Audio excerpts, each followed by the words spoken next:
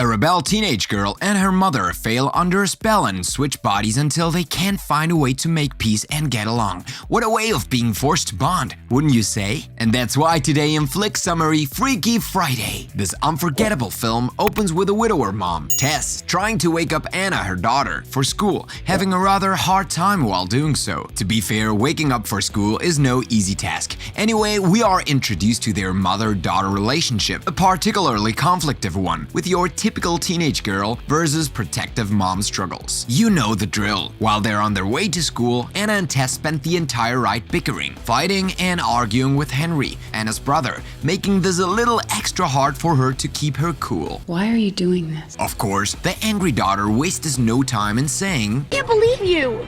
You're ruining my life! Once Anna is at school, we are introduced to her friends and bandmates, a supportive friend group who encourage her to talk the guy she has always liked, Jake, a school staff member. During class, there's one particular teacher, Mr. Bates, who wants to make Anna's life a living hell, grading her with an F on an essay in which she certainly deserved a higher score. But why? Teachers like that are the absolute worst, I tell you. Rightfully so, Anna protests her low grade but accidentally offends Mr. Bates, giving her detention and stating that the grades are final. Detention is finally over and Anna heads to her next class, PE, where her former best friend Stacy is at. Our impulsive girl throws a volleyball to her head and once again gets detention. As she gets out of detention yet again, she runs into Jake, her very own Prince Charming, who finally approaches her to discuss music and their similar interests. Their talk gets cut short when he offers her a ride, and she declines it due to her mom not being thrilled about Anna riding motorcycles. We cut back to Tess, who run into a little car trouble and arrived a little later than usual at her consultations as a psychologist. One of her patients, Evan, is a particularly needy guy who Tess has to see every day, otherwise he completely loses his mind. Take a chill pill. Tess is finally done with Evan and she can get back to wedding prepping. Oh yeah, did we forget to mention she's getting married that same week? Talk about stress. Back to Anna, she's finally home along with her bandmates as they rehearse their music in the garage. However, the rehearsal is cut short when Tess shuts the garage breakers off and in turn shutting them off as well, stating that Time's up, it's after 6! no need to be rude, ma'am. Before Anna's bandmates leave, they let her know that they've been scheduled to audition at the House of Blues on the night of her mom's wedding rehearsal. Noticing the tough position she is in, she promises to see what she can do. Okay, rock. Hard place. Me. Once the band leaves, Anna, Henry, their grandpa, Tess, and Tess's fiancé, Ryan, all head to a Chinese restaurant. There, Anna finally acts a little more mature and willing to negotiate with her mom. What I'm trying to say is, I'll try and do better, Mom. I'll really, really try. All right, what do you want? In hopes she will allow her to go to her band's gig. Anna explains the concert versus rehearsal dinner situation, and Tess is absolutely appalled over Anna's request. Jeez, chill. They decide to go to the restaurant's hall in order to have a little more privacy while they argue over Anna's situation. One of the restaurant's workers, who apparently knows a magic trick or two, offers them a fortune cookie in the middle of the fight. They read the fortune out loud, causing a small earthquake to occur, which obviously brings their fight to a halt. They return to their table but are suddenly puzzled when it appears as though no one but them felt the quake. The following morning, Tess wakes up slightly confused when she wakes up in Anna's room, screaming when she finally looks in the mirror. As it turns out, she is trapped in Anna's body, the absolute horror. She heads to her room where Anna, now trapped in Tess's body, is sleeping like a mummy and struggling to wake up. At first, Anna and Tess's body thinks Tess and Anna's body is actually a clone, but as her mom explains that she is not who she thinks she is, she too screams in absolute horror. I'm old! Oh, I'm like the Crypt Keeper! Once they get over their shock, or well, not entirely, but come to terms with it, they decide they have to go as each other to tend to their respective responsibilities. Tess has to go to school as Anna, while Anna has to go to work as Tess. Yup, that's terrifying. I knew exactly what to do, but in a much more real sense, I had no idea what to do.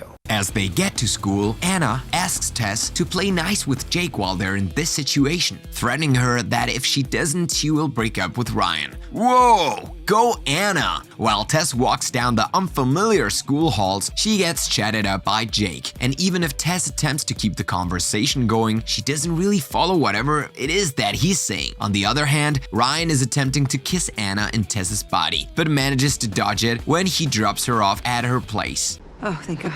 Anna decides to switch up her mother's boring style and crunches it up a little more, giving her a haircut and buying certain clothes her mom would never wear. I guess a makeover is always nice, right? She gets to her consultation office a little later than usual after her shopping spree and finally gets to meet Evan, the clingy patient. After she tends to him, she realizes she has to listen and nod to other patients without really knowing what to say except for one mom who read her daughter's diary, chastising the patient for inviting her kid's privacy. I'm respecting your privacy by knocking, but asserting my authority as your father by coming in anyway!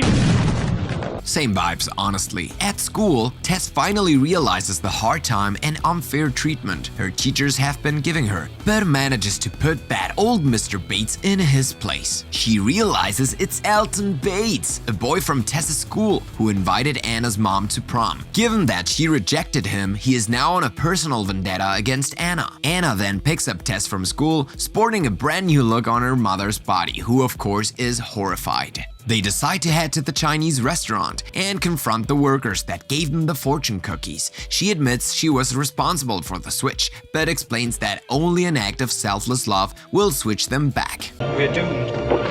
Thinking they are doomed forever, Tess and Anna decide to have a bit of a cry out in the middle of the street. Afterwards, Tess heads back to school and right before a test has a talk with Stacy, the girl that's been giving Anna trouble, in hopes to finally mend their friendship. Stacy appears to play nice, but her facade quickly falls when the girl unfairly accuses Tess of cheating on the exam, garnering detention for the poor girl once again. But you're terrible. You're all terrible. Jake, ever so chivalrous, decides to help Tess finish the test, breaking into a room that happens to have all the tests. How convenient. Unfortunately for Anna, Tess has a falling out with Jake, and he is no longer interested in her. Well, I guess Tess blew that for her. On the other hand, Ryan decides to set up a little surprise for Anna, scheduling a live interview for her in order to promote a book Tess wrote. Oh boy, said interview goes a little disastrous, but surprisingly she gets a lot of praise for her wild claims. Go, Anna? We're not sure this time around. I'm so damn confused. Anna heads to a cafe after the interview, where she runs into Jake and shares a cup of coffee with him. Not smart, Anna. Let's remember you're trapped in your mother's body. They once again get to sharing their music tastes and discuss their mutual love for Hit Me Baby One More Time. Let's be real, who could ever hate such an iconic hit? Anna has to hurry to her rehearsal dinner, much to Jake's disappointment, who is now head over heels for Anna, but in Tess's body. Ugh. And I guess we're in a pickle. Creepy and disgusting, no thanks. Once Tess and Anna are finally home, they quickly get ready in order to not be late to the rehearsal dinner. However, they run into a bit of a diversion when Jake shows up to the family home and sings Hit Me Baby One More Time. And I must confess. Hoping to win Anna's heart in Tess's body. Yuck. This time around, Tess in Anna's body attempts to seduce him, but he refuses, claiming that she is not her mom. Not only is he insanely wrong, but also very icky. Ugh. Once again, yuck. They finally arrive to Ryan and Tess's, or I guess Anna's rehearsal dinner, where they struggle to keep their cool when Anna is forced to talk to dozens of people she doesn't really know. Oh, by the way, remember how Anna's band had a gig the night of the rehearsal dinner? Well, Anna's bandmates decided to crash the dinner to beg Tess for permission to go perform. Surprisingly enough, Ryan is the one who encourages Anna to go play, only that she is trapped in Tess's body. Well, that certainly complicates things. They decide to head over anyway as Ryan tells Anna to go watch her daughter play. She hurries to the show and watches how her mom disastrously messes up the concert. But Anna is now here to save the day. She unplugs Tess's guitar and plays her solo backstage, crushing the competition and now finally getting Jake's attention, but in her own body. Nice! I'm still disgusted though. They win some sort of prize at the gig, but don't have much time to celebrate as they have to return to the dinner as soon as possible. Once there, Tess tells Anna to postpone the wedding with Ryan now that she knows she isn't fully ready to have a stepfather and they won't have their bodies back tomorrow either way. In a heartwarming moment, Anna does the exact opposite as she is told, telling Ryan that even though she still misses her father, she can always make room for him, finally accepting her mother's fiancé as part of the family. Due to her act of selfless love, Anna and Tess's bodies switch back to normal, with another earthquake taking place. Woo! Finally, they're back! The next day, Tess, now in her own body, finally marries Ryan and mends a relationship with her daughter. Victory! Victory! Jack crashes the wedding and asks Anna for forgiveness for falling for her mom. That would have been a solid no for me, but she forgives him anyway, sharing a kiss while they dance. On another hand, while Henry and his grandpa are bickering, the Chinese lady shows up out of nowhere and hands them a fortune cookie. Thankfully for them, she gets stopped right before they're about to have them. Phew, dodged that bullet, huh? Fool me once, shame on me, but fool me twice, fiddle-dee-dee. On the last scene, Anna and her band perform during the wedding as the audience cheers. Hooray! The end. And that's all for today. How about we make another body swap film soon, huh? The hot chick maybe? The change up? I don't know. Let me know in the comments what you would like to see next. And as always, don't forget to subscribe, like this video, and share it with your friends. See you next time.